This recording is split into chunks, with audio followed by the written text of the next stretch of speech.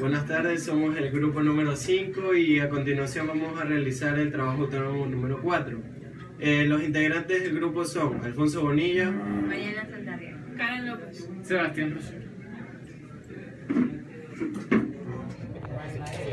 Este es el problema número 1 de la guía autónoma número 4 del trabajo en grupo. Entonces nosotros nos ponen una situación en que hay dos personas, una que lanza una pelota de béisbol con masa M y otra que lanza una pelota pero con masa 10M. Nos piden determinar si las velocidades pueden ser iguales, si la cantidad de movimiento puede ser igual y si la energía cinética puede ser igual y en qué condiciones. La cantidad de movimientos puede ser igual, ¿sí? P1 igual a MBF y P2 10 MBF. Si la velocidad final es un décimo metros sobre segundo. Y dado que la masa de la pelota 2 es 10 veces la masa de la pelota M, en la masa de la pelota 1. Entonces ahí se llega al mismo resultado. Se puede decir que las energías cinéticas son iguales si solo si velocidad final de la pelota de 10M, que tiene masa 10M, es 1 sobre raíz de 10. Para así con el cuadrado poder responder a la fórmula y ser iguales, dado que la masa de una es 10 veces la masa de la otra. Entonces así tenemos que mientras más lento viaje la pelota, más fácil será de atrapar, y que la pelota de 10M es más difícil de atrapar cuando tiene la misma rapidez que la pelota de béisbol. Gracias. Ya, el problema número 1 dice lo siguiente. Los calamares y pulpos se impulsan a sí mismos expeliendo agua. Para hacer esto, guardan agua en una cavidad y luego contraen repentinamente esa cavidad para forzar la salida del agua a través de una abertura. Un calamar de 6.50 kilogramos, incluyendo el agua en la cavidad, está en reposo cuando de pronto ve un peligroso depredador. Nos piden que si el calamar tiene 1.65 kilogramos de agua en su cavidad, ¿con qué rapidez debe expeler esa agua para alcanzar una rapidez de 2,50 metros sobre segundo y escapar hacia el depredador? En el punto B nos piden cuánta energía cinética genera el calamar con esta maniobra. Bien, tenemos aquí los datos. La masa del calamar más la masa del agua es 6,5. Ya. Luego nos pide, como el sistema se conserva, podemos decir que el cantidad de movimiento inicial es igual a la cantidad de movimiento final. La masa de la cavidad más la velocidad por la velocidad de la cavidad inicial es igual a la masa de cavidad, velocidad cavidad, más la masa del calamar, más la masa por la velocidad del calamar. Ya. Como el calamar está en reposo, nos da esto al principio, la inicial 0. Luego, reemplazando los datos, tenemos que nos decían que la masa de la cavidad era igual a 1,75.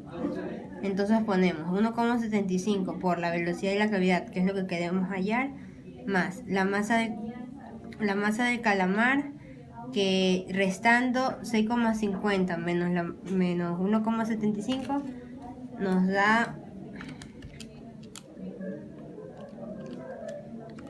un valor de 4,75. Esta es la masa del calamar. 4.75 menos la velocidad del calamar. Como tenemos un sistema de referencia, podemos decir que para el calamar expulsar el agua se va a dirigir para acá, porque para acá expulsa el agua, entonces sería una velocidad negativa. Esta velocidad nos da el problema y nos dice que es igual a 2,5. Ya, ahora despejando nos da, multiplicando esto de aquí, nos da,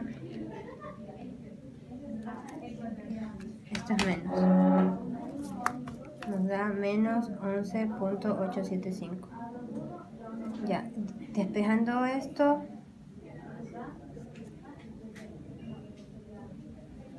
nos da un valor de menos 6,78. Este es el punto A, el literal A. Luego en el literal B nos piden la energía cinética. Esta energía cinética no es la variación, sino más bien el total de todo el movimiento. Entonces sería la energía cinética es igual a un medio de masa por velocidad al cuadrado más un medio de masa por velocidad al cuadrado. Entonces tenemos, reemplazando los datos, tenemos la de la cavidad por la velocidad que ya sacamos de la cavidad, nos hace como 78 al cuadrado más. Estos datos son del calamar y estas son en la cavidad. Esa es la total, la energía cinética. Entonces, reemplazando los datos, nos da que la energía cinética es igual a 55,07. Ya, eso es todo. El punto A nos pedía la velocidad y en el punto B la energía cinética.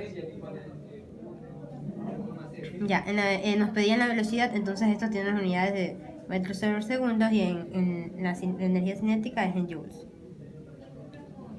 Bueno, a continuación vamos a realizar el problema número 2. Nos piden hallar la velocidad de m con respecto a m mayúscula. Analizaremos el movimiento en x inicial y final en x. Bueno, nos dice que el plano inclinado está en reposo. Entonces su P inicial de m va a ser 0. Y después se coloca un bloque m minúscula también desde el reposo. También va a ser 0. El P final en x va a ser igual a la masa de m minúscula. Ya.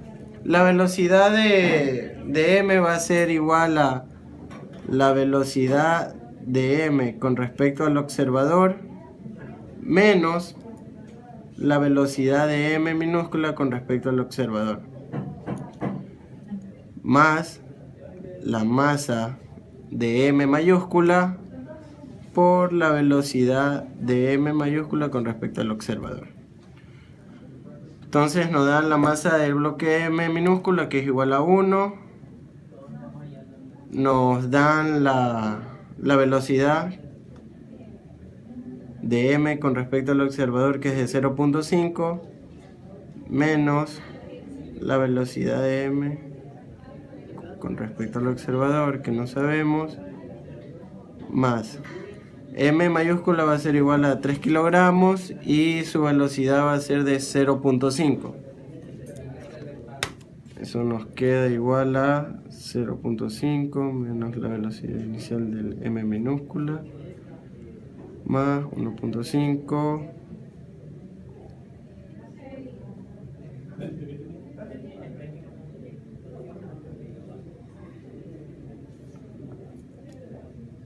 ya, esto nos queda 2. Ya, este es en x. Entonces vamos a descomponer la velocidad.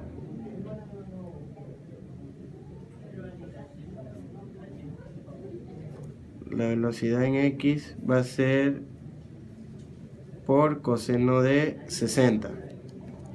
Entonces nos queda la velocidad por coseno de 60. Esto es igual a 2 dividido por el coseno de 60, 4. Esta velocidad es la que queríamos encontrar. La velocidad de m con respecto a m mayúscula. Gracias. 2 y 3. En el problema número 4 vamos a lo siguiente. Tenemos lo que es la masa del hombre, que es igual a 70 kilogramos. La masa del velero, que es igual a 60 kilogramos. También tenemos la velocidad del velero con respecto al lago, que es igual a 3 metros sobre segundos. También tenemos la velocidad del hombre con respecto al lago, que es igual a 1j metros sobre segundos. En el primer literal nos hablamos de lo que es la velocidad con respecto, es decir, la velocidad del velero con respecto al lago. En este punto determinamos que la cantidad de movimiento en ambos puntos va a ser igual. Entonces empezamos el desglosamiento de las fórmulas, es decir, la masa del hombre más la masa del velero por la velocidad del velero con respecto al lago, la masa del hombre, la velocidad del hombre con respecto al lago, más la masa del velero por la incógnita que tenemos, que es velocidad final de la velocidad final sobre el velero sobre el agua.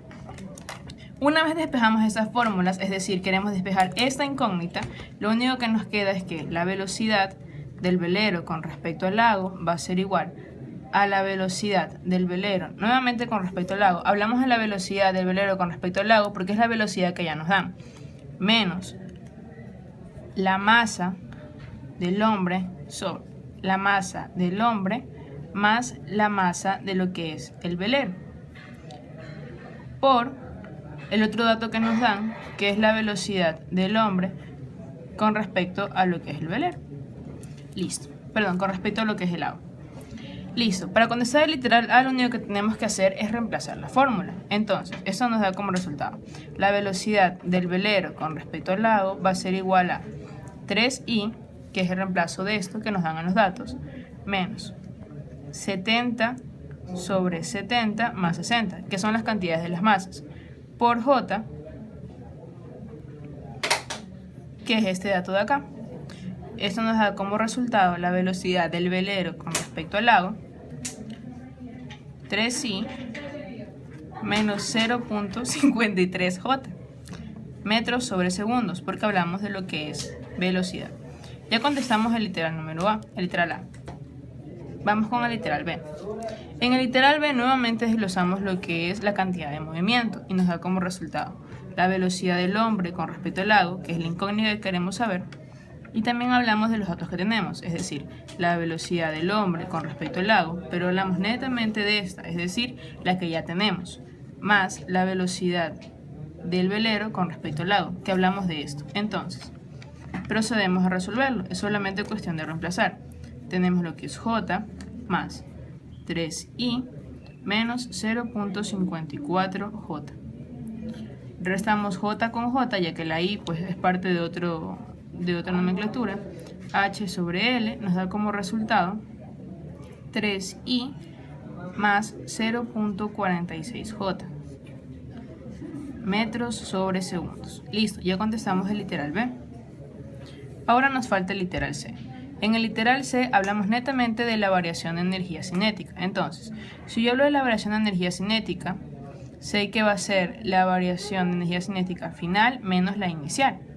Y también hay que recordar que la energía cinética es igual a 1/2 de la masa por la velocidad elevada al cuadrado. Entonces, procedemos primero a calcular la energía cinética inicial. Energía cinética va a ser igual a 1/2 de la masa del hombre más la masa del velero, es decir, 130. Es decir, sumamos 70 más 130 por 3 elevado al cuadrado, que es la velocidad que tenemos. La energía cinética inicial va a ser igual a 585 joules. Tenemos la primera energía cinética. Ahora vamos a proceder a hacer la energía cinética final. Esto es igual a 1/2 de la masa del hombre por la velocidad del hombre con respecto al lago elevado al cuadrado más 1/2 de la masa con respecto a la velocidad del velero con respecto al lago al cuadrado. Lo único que procedemos a hacer es reemplazar. Cabe recalcar que estos dos datos de aquí ya los sacamos. Entonces, K final va a ser igual a 1/2 de 70 por 3.04 al cuadrado más 1/2 de 60 por 3.05 al cuadrado. ¿De dónde sacamos estos dos valores? Pues procedemos a elevar estos dos al cuadrado y sacar sus respectivas raíces. Es técnicamente sacar su norma. Entonces, el resultado final de esto nos queda 602.53 joules. Lo único que tenemos que proceder es a restar. La variación de energía cinética nos va a dar como resultado 17.53, es decir, la resta de este con este de aquí, joules. Para comprobar que absolutamente todo está bien, también nos piden sacar el porcentaje. Entonces, lo único que tenemos que hacer es tomar la variación de energía cinética sobre la variación de energía cinética inicial, que es igual a 585 por 100. Nos da como resultado el 3%. Como conclusión, podemos decir que sí existe una variación de energía y también un aumento de energía. Es decir, hay ganancia de energía.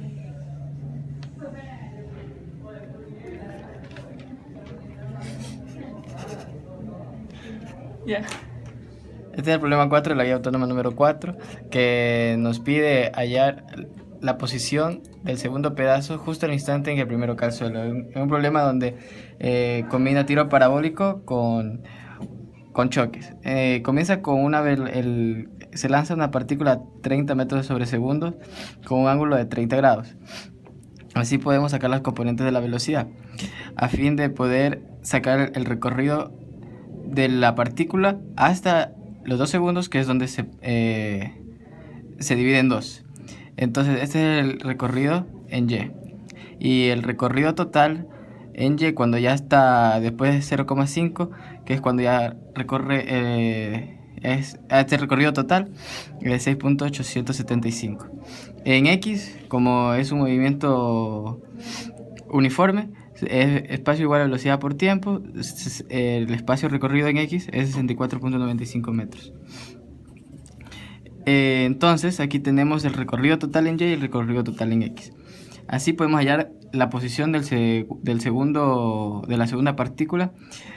Entonces utilizamos la ecuación de centro de masa, donde el recorrido total en X va a ser 64.95 y se iguala a la masa 1, a las dos masas que son iguales. Entonces masa 1 por distancia recorrida 39.75 más masa 1 por X2, que es el valor a hallar. Entonces se simplifican las masas y se iguala y se despeja X2, que queda en 90.15 metros. Esto en Y. En Y, el recorrido total es 6.875, que se iguala al centro de masa en el eje Y. Entonces tenemos que Y es igual a 13.75 metros.